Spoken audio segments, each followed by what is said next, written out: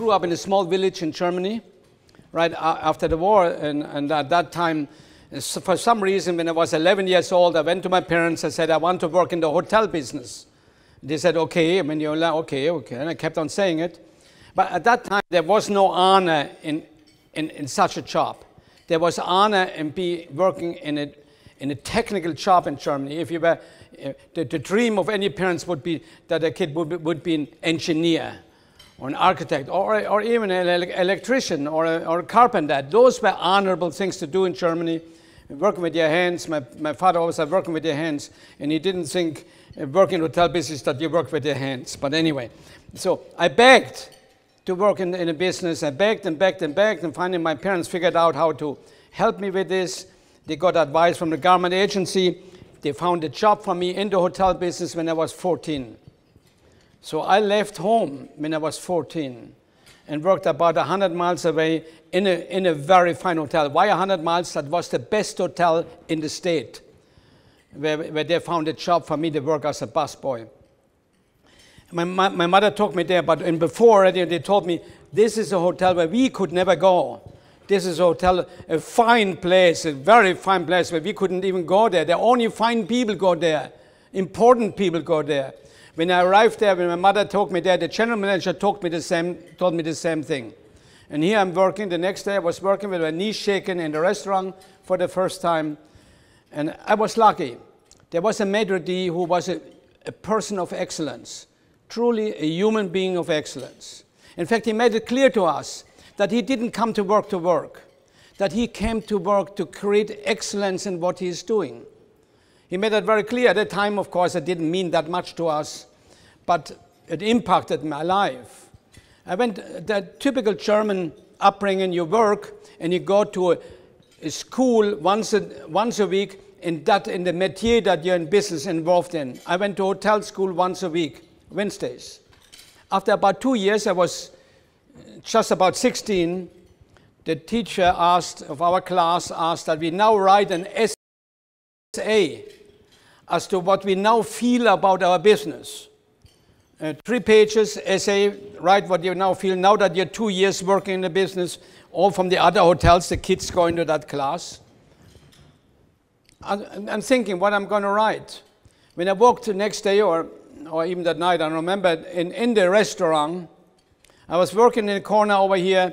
I could feel the maitre d' had just entered the room. Important, because he had a presence you could feel when he was there. He had truly a presence of being and creating excellence. And as I watched him, it hit me for the first time. I had seen it, it didn't hit me before. He just went to a table and talked to that table, and I could see the guests on that table were proud that he came to the table. He explained wine and food. Incidentally, happened to be a group of English-speaking guests. Went over here and talked to people again in German. And I could see, whenever he went to a table, the guests were kind of proud that he came to them. And I said, wow, this is a reversal. They're supposed to be important and not we. And it became clear. The guests thought he is the most important person in the room. So did we, the employees. And I wrote an essay around that. And in fact, I named it, "We are ladies and gentlemen, serving ladies and gentlemen." If we are excellent at what you are doing, we define ourselves as ladies and gentlemen. Working and creating excellence is defining yourself. And I wrote that story, the fact that no matter what we do, if we are excellent in what we are doing, we get respect. We earn respect and recognition, and in fact, we are defining ourselves when we work. I didn't say it at the time, but I said today, where else would we define ourselves? If not at work? At home while we watch TV? Not likely. Because the most time of our waking time we spend at work. Why not use that time not just to work, but to create excellence and define ourselves as people of excellence? Basically, that was my story. I delivered my essay. A week later, I came to class again. I walked into the class. All teachers from the school were in the classroom, and the students and some other students, and my teacher read to everybody my story. That's why it impacted me. Otherwise, I would have forgotten about it. But I also had an A, which I never before had, never after had, and that's a true story. So it impacted me. With that, I left a couple of years later. I worked in the finest hotels in Europe, truly the finest hotels in Europe: Bellevue Palace, Bern, Lausanne, Ouchy, Plaza Ardenne, Paris, Savoy, London, and so on, under ship Holland America Line. And then when I worked in London, somebody offered me a job to come to the United States. So I decided, okay, I'm going to go for a year. Don't worry, I did apply for a green card, and I got it, and I came with the right papers.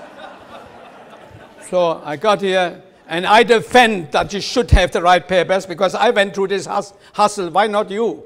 So I got my papers, I came here, and in fact I went to Houston, and I didn't tell her in the morning. I got a terrible shock. I worked in Houston, I worked in the hotel, and the first night I had to serve fish without fish fork, and I could not relate to that. My maitre would have probably committed suicide to do this, and I could not relate to it, and I said, oh my gosh, they're all barbarians. They have...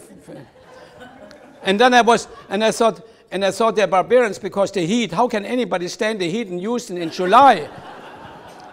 In the Y, without air conditioning. That's where I was staying. I took 10 showers a night with a fan on me, and I didn't know how the people live here. So I called my friend in San Francisco, said, I'm going to go back. This is not possible. And he said, oh, they have fish. They have no fish knives. I'm not kidding. And I was, that's how crazy we are. That's how crazy we judge things. That's the point. I called my friend in San Francisco. I said, I'm going to go back. They're all barbarians. It's hot. Nobody can live like that without fish forks. And so he said, come to San Francisco. We need a job in this French restaurant we have here. So I took the bus. 2 weeks later, I went to San Francisco. Worked in the evening in the French restaurant. In the morning, I worked in the Hilton and room service. And then after a while, I heard that they have courses in Cornell. I said, gee, I can do that in the summer. And after a few years, I have finished my college thing. I did that. In the meantime, got promoted, worked for Hilton. Then I joined Hyatt as a director of food and beverage of a large hotel. And I became rooms manager in the large hotel. Then I became general manager. Then manager over 10 hotels. And then corporate vice president over 65 hotels, operations and food and beverage for the United States. And then somebody called me and said, we're starting a new hotel company. We want to start a new hotel company. We are developers and financial people. We have 2 hotels in construction, and we need somebody to run the company. I said, I have no interest. I have my golden handcuffs. I have everything. But they kept on calling me. And I started to think, what would I do if I would join there? And I started to have a vision, a dream. And ladies and gentlemen, if we don't work without vision and dreams, we have no purpose in life. We have no local purpose. We have no earthly purpose. And everybody has to have it. But I had a vision there that if I would take this job, if I would have taken the job, but because I told them I won't make it, won't do it, if I would have taken the job, I would create the finest hotel company in the world. That was kind of my thought. And I told them absolutely, conclusively, do not call me anymore. My wife, in the meantime, Sherry, was praying on it very heavily, that because she knew I was floundering in my mind, she said, I hope that the door closes, the door opens, whatever it is. She prayed heavy. And I went to work after the night after I told them, do not call me again. I went to work, and something ethically happened. And I said, oh my gosh, how can I stay here? I came home, and that night they called me again, and I took the job. I had told them, though, I only take it if I go first class and if you don't interfere in the operations. We are not operators, you come and run the company. So I moved to Atlanta. My wife stayed back for a little while because she was pregnant with her doctor. And I moved to Atlanta, and a year later we opened our first hotel. In the meantime, we acquired a hotel in Boston that was a terribly dilapidated hotel that had an Emeritus Carlton, but it wasn't a good location. We closed the hotel for 2 years to renovate. In fact, my marketing director, whom I hired in the meantime, whom we said we have it, and we take the name because the name is registered in different countries. We don't have to go through that. He said, I'm going to quit if you use that name. That's a terrible name, Ritz-Carlton. Why would you do that? He quit. And a few months later, we opened our first hotel in Atlanta, the first Ritz-Carlton, the first operating Ritz-Carlton. And the rest is history. We went on, and I have to tell that one story. My wife finally moved over because we had our baby. My wife moved, and she wrote and about a few months, a year later, things were not going well. In fact, they were a disaster. We had a disaster. The company was not going. And I went home. I didn't tell Sherry because we owned money. Still, we couldn't sell our place in Chicago. We had bought new place. We owned nothing but money. We had a baby. And I said, how am I going to tell her that? But pretty soon I thought I have to. And I went to her and said, Sherry, I will never forget going on our deck out there, made her comfortable. Let's sit and let's talk. And I said, Sherry, we made a mistake moving here. And she said, because the company is not working, we have a disaster. And she said, how could you argue with God? We prayed on it, we are here, don't argue with God. I said, never again in front of you. And she said, it doesn't matter if the company doesn't work, we prayed on it and we are fine. That is the faith of a woman, guys. And I said, okay, and she wrote a prayer for the success of the company. And suddenly things started to go well. 19 years later, I retired from Ritz-Carlton. The painting was painted. Everybody asked why you retired. Well, I was traveling 250 days a year and so on. And besides that, the painting was painted. One more, one less. Who cares? And I read the prayer that my wife wrote 19 years earlier. On closed circuit, we showed to every hotel. Nobody knew I was leaving. I gave notice, and I was, as the founder, I opened every Ritz-Carlton. I did the training in every Ritz-Carlton, the first 55. If it was Shanghai or Philadelphia or Hawaii, it didn't matter. I was there. The employees all know me.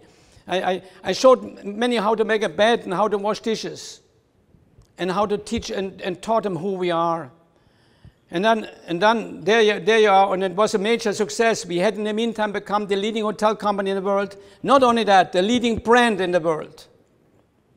And now I gave my notice. Now I told all the employees I'm leaving. And I read the prayer that my wife wrote 19 years earlier. And I can tell you, people all came to me and said, oh, come on, you must have written that prayer a few weeks ago. Because all that she prayed for was right there. It is remarkable. Somehow, God was with us. Somehow, He was guiding us. And in the meantime, things happened, like I had cancer, was told I would have a year to live. That was 25 years ago. And all those things happened, but it became a leading hotel company. So what did we do to make it a lead hotel company? What was the big secret? Well, none. It isn't a big deal. First of all, but we had a vision. We had a dream. We had a purpose. We had the purpose to be the very best hotel company ever created. Some people may think that's arrogant, but how can I better serve the investor? How can I better serve my customers? How can I better serve my employees? How can I better serve society than be an example for them? If you are scared of being the very best, I'll submit to you, you're going against the Word of God, who wants you to be an example. A Christian example. I made up my decision, my mind. I made the decision. We will be the very, very best, so that I can better serve the investors, so I can better serve society, so I can better serve the customer, so I can better serve the employees. How does it serve the employees? Well, let me tell you something. If a Ritz-Carlton employee goes now and looks for a job, shall I go on? No. Or do you want to ask questions? I'm sorry. I'm getting carried away. I'm sorry. I'm okay. I get carried away. I'm sorry. So if a Ritz-Carlton employee looks today for a job, and the 100 others are applying for the same job, the Ritz-Carlton employees gets it. Why?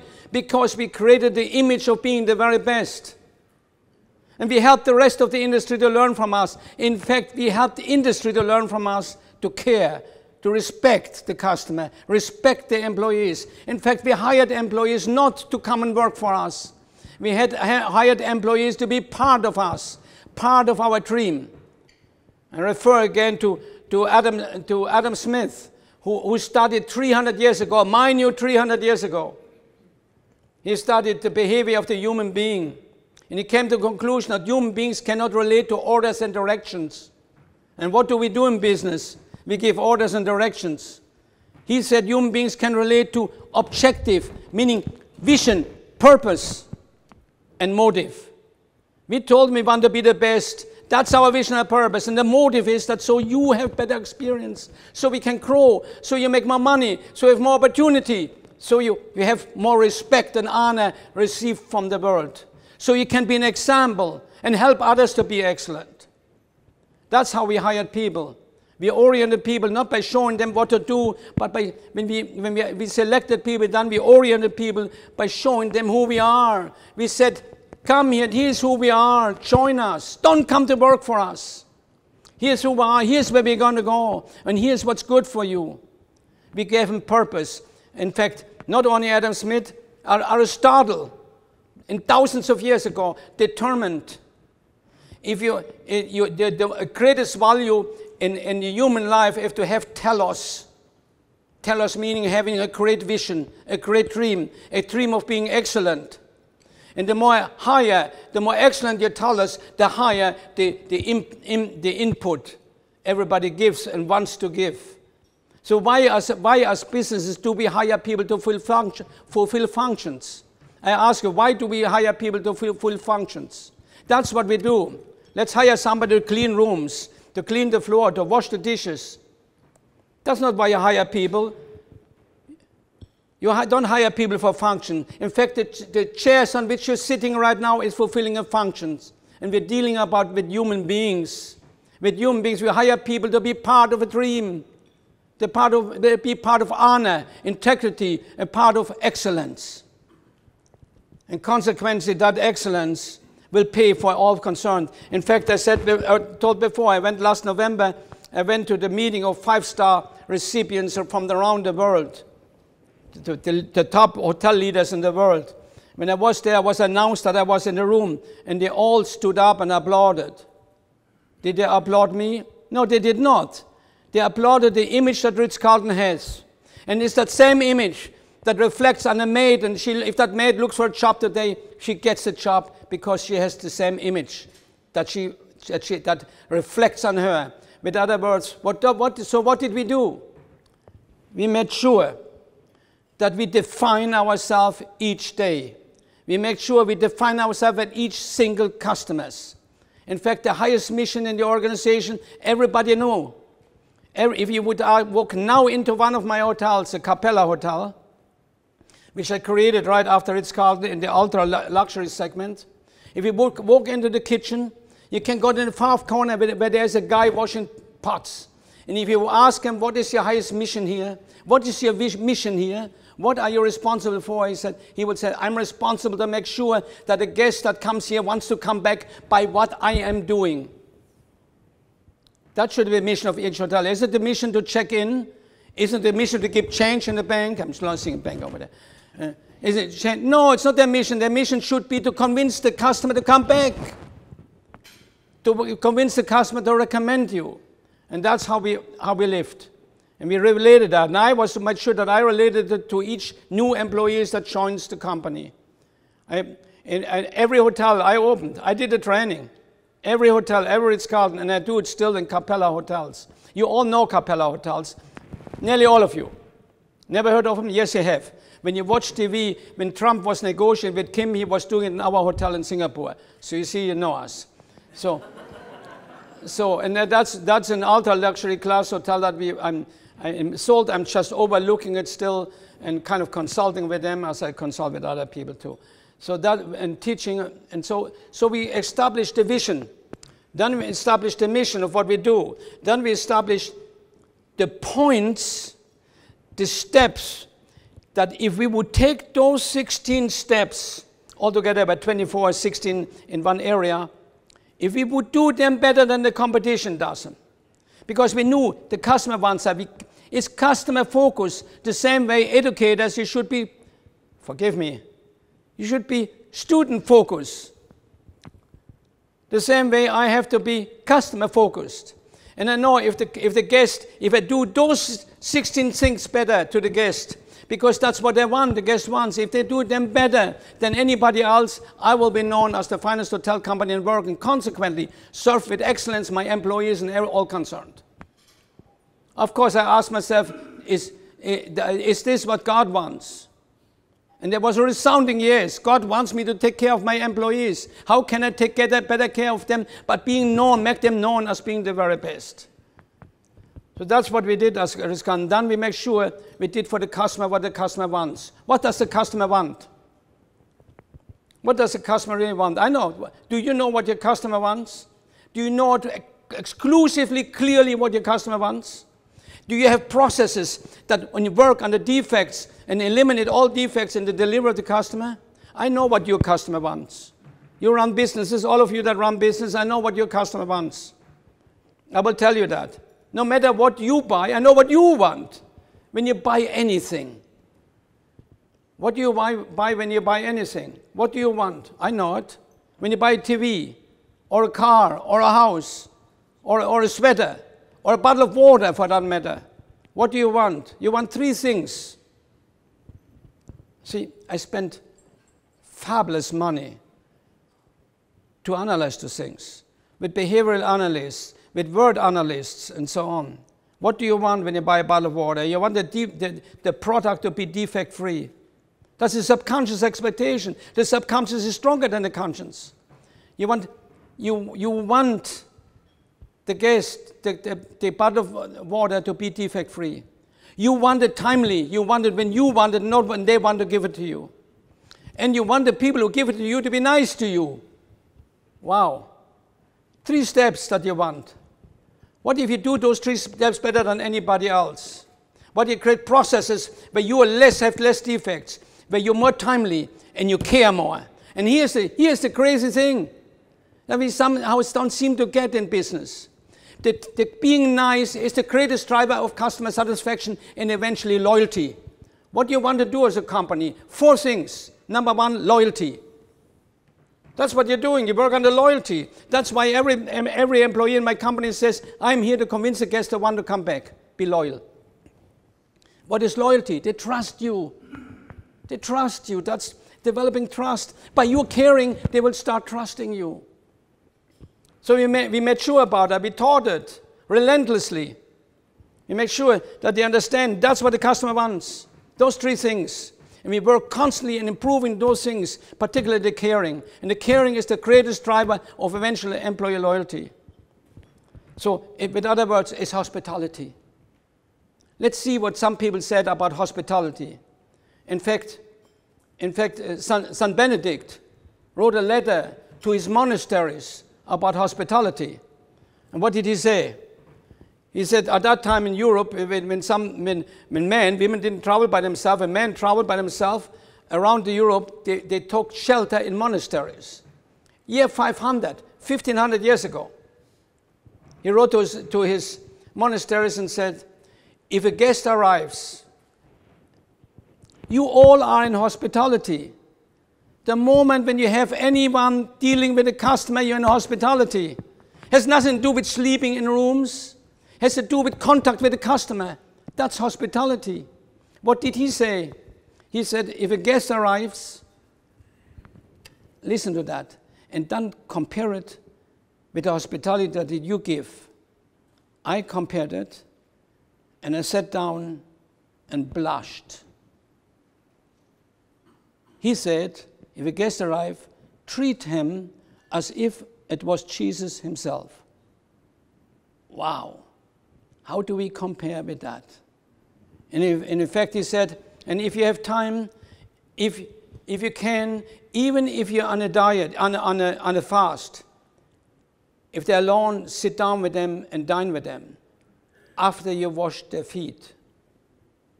That's what he called hospitality. What do? We say hi. and we do them a favor when we serve them. And he said, no, we cannot do that. We have to give hospitality to each single person and care for them and show them caring. A great company shows that, and with it creates loyalty. Our company does 3 other things, by the way. They hold on to the customers. We measure every month constantly how many customers want to come back and want to recommend. And if it goes under 92% in a hotel, I intercede. In fact, I have moved in to hotels because it was under 92% and moved it back. It's unacceptable that top box. What do you think? So we hold on, so a great company holds on to the customer. Number 2, you find new customers. Number 3, and don't share that with anybody, you get as much money as you can from each customer. You're in business. You cannot afford to take care of your employees and everything unless you get it. But wait a minute. Why? What do I mean with that? We knew, our studies showed that the loyal customers spent more, they bought more, because they trusted us. They had breakfast, they had dinner, they bought stuff in the gift shop, they went to the spa because they trusted us. Number 1 is loyalty. Number 2, get new customers. Number 3, get as much money as you can. Number 4, be efficient about it. That's what a business does. So how am I going to create that loyalty? Well, I said it. By taking care of the customer the way the customer wants to be taken care of. Do I have a couple more minutes? Okay. Because here it goes. I'm looking at my friend, Scott, my friend the banker, and I'm going to tell a bad story about a bank. Don't be mad with me, Scott. Please. Because I want to tell you, let's experience service in a bank for a moment. Let's experience it for a moment. Here I am invited to a major bank in Chicago, one of those old, huge buildings, and talk about customer satisfaction and customer loyalty to 300 managers. The day before, I thought I better go into that bank. Now, they want to talk to me about service. What is service? Be with me, everybody, because you all are in service.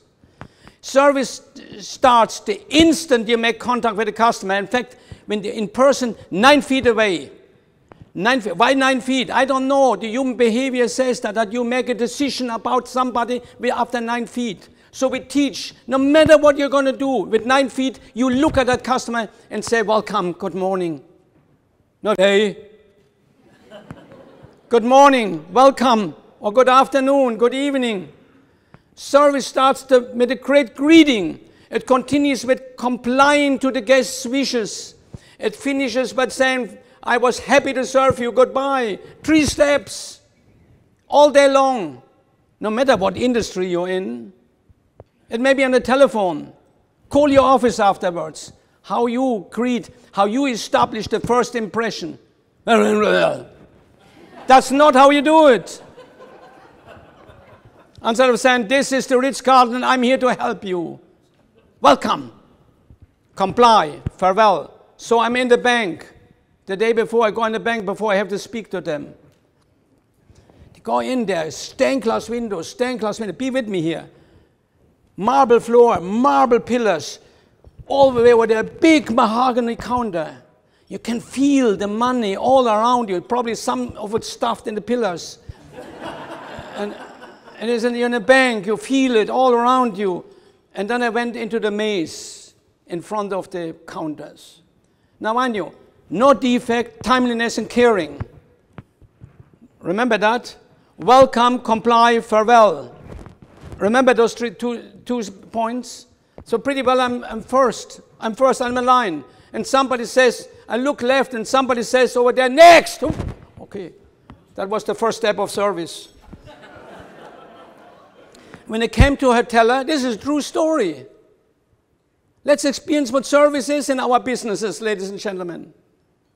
And I come to her teller and she looked down. Men are worse than women, by the way.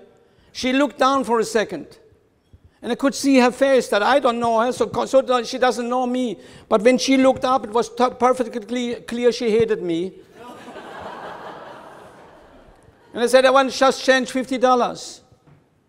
I want to just change $50. And she said, 10, 20, 40, 45, 50, next! I look at my product, no defect. I had a proper change. The timing was excellent. The caring was non-existent. And for the next 20 years, I mentioned their name when I made speeches. Because of one employee. You cannot compromise your excellence. Because if you compromise, because you want to be a good Christian, be good to that one person, you are not a good Christian to the rest of your organization. You have an overall Christian responsibility to be an example of excellence overall. That's what we have. So what could she have done? Let's experience it for a moment. The next gentleman, please. Now I'm coming over to her. Welcome, sir. How may I help you? Wow. Just want to change $50. That is my pleasure, sir. 10, 12, 45, 50. Have a wonderful day. Thank you for coming by. Bang. No more money. Nothing. No more time. Nothing. And you went from dissatisfaction to satisfaction. A dissatisfied customer of yours is a terrorist against your company. And a satisfied customer goes next door if they have a better deal. You don't want satisfied customers. You want loyal customers. But if you take care the way I just said, many times they become loyal because they start trusting you. But you can accelerate it by accelerating your hospitality to individual and personal service. How to do that? Let's experience this. What if she would have said, the next gentleman, please. And I come to her, tell her, and she said, welcome, Mr. Schulze. Personalized. How would you know? If you check into the Capella hotel, we know your name. We have all kinds of tricks to know it. We welcome you by name. We personalize for you. And what if then I said $50, I want to just change $50. And she says, my pleasure, Mr. Schulze, 10, 20, 45, and I give you 5 coins because I know you collect coins. Individualized. That's what you do in your business. You personalize, you individualize, and you care. Why do you care? Well, I have a secret for you. Jesus told us so. He said, love your neighbor as yourself. Are they your neighbors? Or did you make a decision that they're not? That's the question. Is it right to care? Is it right to be the best? My goodness, what an argument. You are not serving anyone with mediocrity, ladies and gentlemen. Mediocrity means you're the bottom of goat and the top of bad. And you're not an example for the rest of the world to become better. You're not an example for people connected to live like in a Christ-like way. Certainly, we cannot argue that there is excellence there. So that's what we made up our minds when we created Ritz Carlton. And we built it that way. And I left it that way. And I didn't accept, I didn't compromise, I didn't accept if one hotel was not rated number 1 in their market segment. If it was, I moved in and made it number 1. And that's why we became the number 1 brand in the world. And I left after a number of years, and on a Friday I retired, and it was horrible. And on Monday I said to my wife, I'm looking for an office, and she said, why? I said, I'm going to do it one more time. and she said, how dare you? How dare you do that to me? And I realized she's right. And I said, okay, you're right, sweetheart. I won't do it. And a few days later, she came to me and said, that's who you are. I want you to do it, and I will support you. And 14 years later, I have been as unreasonable as I was before, and my wife has never complained. I'm in love with my wife. I don't just love her. I'm 40 years married. I'm totally in love with her. It's nothing different. Excuse me, don't get confused for a moment. It's nothing different than building Ritz Carlton. I made a decision to build the greatest hotel company in the world. I made a decision to have a vision, a purpose for all concerned, a purpose of value, telos, fulfilling. I made a decision to allow everybody to be part. And I made that decision. I made a decision to believe in Jesus Christ. Just like a friend of mine who is an atheist said, he doesn't believe. He said, because you cannot prove that there is God. I said, but you cannot prove there's not. So in other words, you made the decisions against hope. I made a decision for hope. I made a decision, and in fact, in my mind, I know that Jesus was there. I think I can prove it. And I can prove it with having cancer 25 years ago and was told that I would die within a year. I can prove it. So that's how I live. And I made a decision to be in love with my wife. A few years after we got married, we sit together and said, we make a decision that this is going to be beauty till the last day, till we do our last breath. This is going to be beautiful. This is going to be honor and integrity with each other and support and total. That was a decision. I have friends who are getting divorced and said, we don't feel like it anymore. Well, pathetic that. You mean you let feelings come decide, or do you make decisions about your feelings? I made a decision. Then my wife, and then I went, and after that was going wonderful and great marriage. And so I went to a retreat by Tim Keller. And he said something that moved our whole life to another dimension. He said to men, to a group of men, are you in love? How is your relationship? Do you know that God created us for relationship with Him and with our wives that were given to us? We were talking to men. Do you realize that that relationship should be a lasting, a full relationship, full? And in fact, he asked, get it, men, listen, men. He asked, are you in love with the imperfections of your wife? And I said, well, that's asking a little much. And I thought about it. I thought about my decision to have excellent marriage. And I said, my gosh, yeah. Why do I all of a sudden separate some things out and put them over there? And I don't like them, but the rest I like when it is pleasing me. So I called my wife that night and said, things are going to change. We're going to move to another dimension. I will be in love. And forgive me that I didn't honor you all the time. Forgive me that I complain about lousy things. Forgive me that I behave like an idiot sometimes. Forgive me, and I will change it. This will happen. This is a decision that I'm going to change this. And of course, she asked me if I'm drunk or not.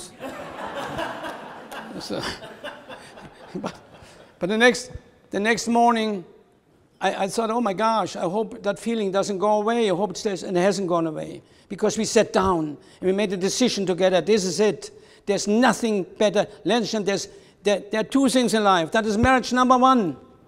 Fulfillment, of course, relationship with God. I take that out of the equation for a moment. We don't have to talk about, we understand what that means. Because none of it would work without it. And the other thing is excellence at work. Because that's where you spend time with your wife and work. How can we play anything else? Excellence at work, satisfaction at work, creating work, giving value and hope and purpose to people all around you. The same thing you do at work, the same thing you do at home. Good luck. Thank you very much.